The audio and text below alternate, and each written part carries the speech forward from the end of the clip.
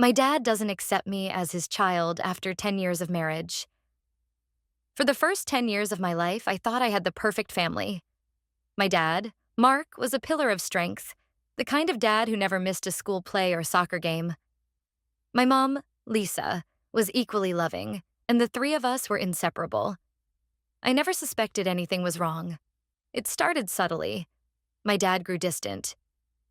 He stopped attending my games and seemed irritated by small things, like the way I asked for help with homework. At first, I thought he was stressed from work, but the tension grew so thick it was impossible to ignore. One evening, I overheard my parents arguing. My mom's voice was trembling. "You knew this when we got married, Mark. You said you'd love him as your own." I froze, heart pounding. What did she mean? Love me as his own? I couldn't understand how those words applied to me. The next morning, I confronted my mom. She hesitated, but finally explained.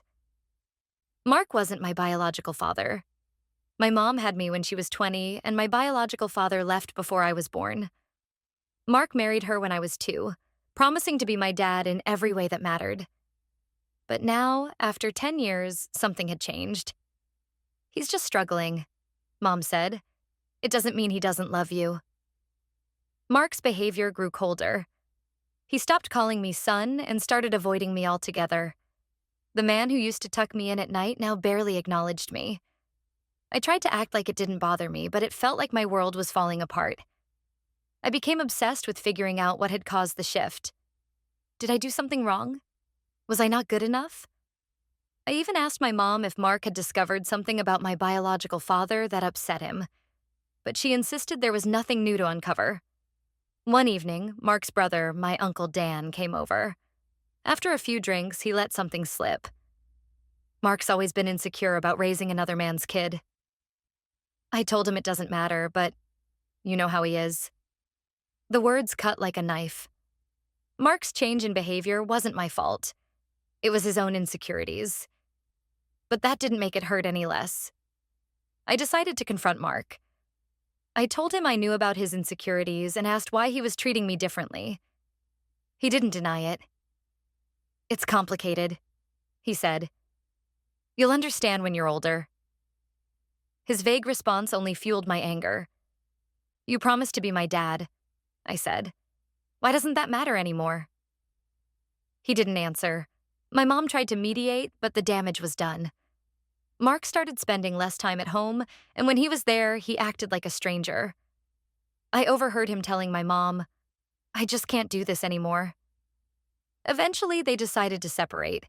Mark said he needed space to figure things out, but deep down, I knew he just didn't want to be part of my life anymore. Desperate for some sense of belonging, I asked my mom about my biological father. Reluctantly, she gave me his name and explained he had reached out once when I was a baby, but she didn't trust him to stay. I found him on social media and sent a message. To my surprise, he replied almost immediately. He wanted to meet.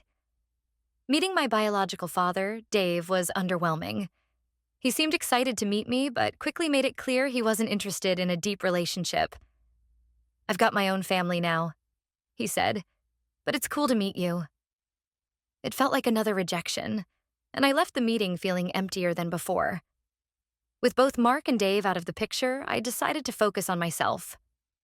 I threw myself into school, sports, and hobbies, determined to prove to myself that I didn't need a father figure to succeed. My mom became my rock, reminding me daily that I was enough. Years later, Mark reached out. I was 22 by then, living on my own and doing well. He wanted to meet, and against my better judgment, I agreed.